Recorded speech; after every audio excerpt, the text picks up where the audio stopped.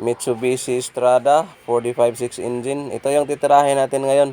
So, ang concern dito ay patay-patay yung engine at minsan talaga ay low power. So, yung sakit nito ay complicated dahil minsan meron, minsan naman wala. So, sana ay matsambahan natin ulit. So, siyempre, ang gawin natin dito ay scan muna natin at ito yung nakita natin sa scanner. So, medyo marami.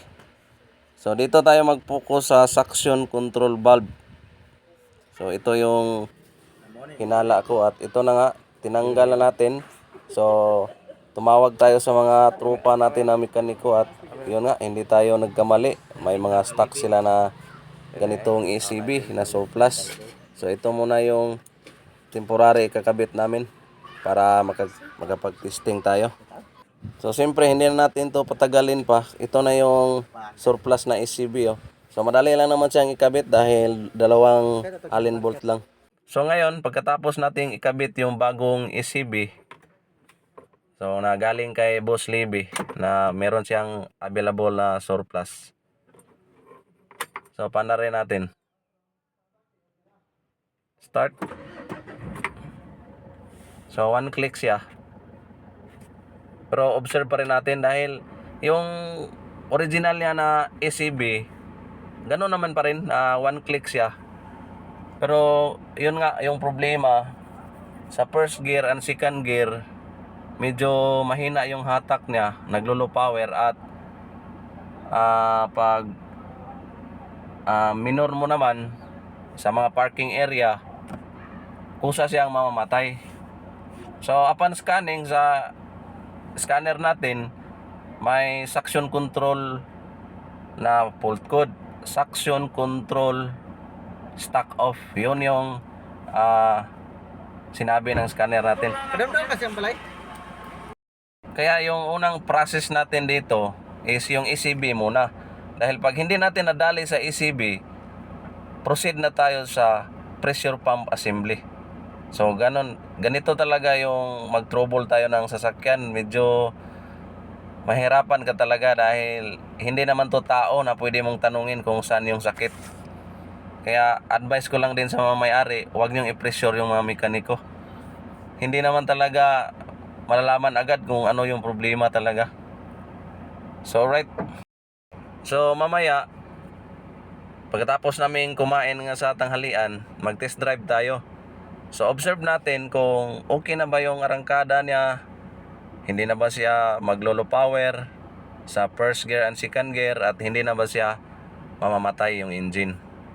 So sana lang hindi na ito magka-problema pa para hindi naman mapagastos yung may-ari ng masyado malaki. Dahil ito, galing na ito ng kasa, sila pero napakamahal kasi.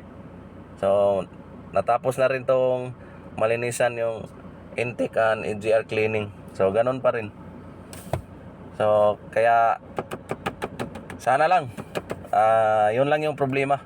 So, test drive natin ito mamaya. Pagkatapos natin mananghalian, dito na tayo sa labas ng shop namin.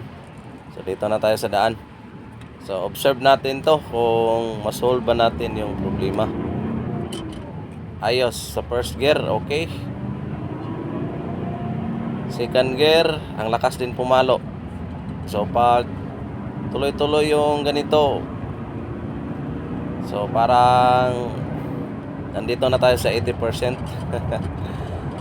Pero patakbuhin natin to ng medyo malayo talaga. So ang road na to ay papuntang Salvador. So Salvador, tapos yung plano namin dito, iikot kami papunta sa amin, sa barangay namin, sa Campo 3, Salong, Mabataw, tapos dito na kami sa Baroy at Nagpataw hanggang makauwi kami. So observe natin kung hindi na ba talaga siya mag low power at mamamatay. So hindi muna natin to ikakat, mamaya na kung okay na ba talaga siya. So sa pag maniho ko nga dito, parang napipil ko na talaga na okay na siya. Okay na yung power, okay na yung arangkada. Kanina kasi bago ko to tinira sa shop, so may napipil ako sa kanya na medyo delete yung kanyang power. So ngayon, goods na. Sana ay patsambahan na naman dahil naman natin na yung trabaho natin ay patsamba-tsamba lang dahil hindi naman talaga tayo expert. So may kunting alam lang tayo. So ngayon ay cut ko muna at update tayo mamaya. So ngayon, ito na yung update natin. Siguro nakatakbo na tayo ng mga 20 kilometers at yung power ng engine ay goods na goods pa rin. So ang road naman ngayon, so ito na yung Magpataw Road. Papunta na sa pauwi na kami dito sa shop. Ito na yung straight na papuntang shop. Tapos Magpataw, Lalapraal, yung cruising ng Lala, Montessori, tapos Abaga at ito na, Maranding na. So ngayon, sinabi ko sa may-ari, ganito na lang yung gawin natin, sir. Bigyan kita ng 1 buwan na mag-observe sa engine. Pag okay na, hindi na siya lalabas, ibig sabihin goods na yung trabaho natin. So para hindi naman siya ma-worry sa kanyang bayad. So ito na nga. So papasok na tayo sa shop para nang makauwi na rin siya. So sa pag-test drive namin, so far so good yung performance ng engine. So hanggang dito na lang yung video natin mga master. Hindi na natin pahabain pa.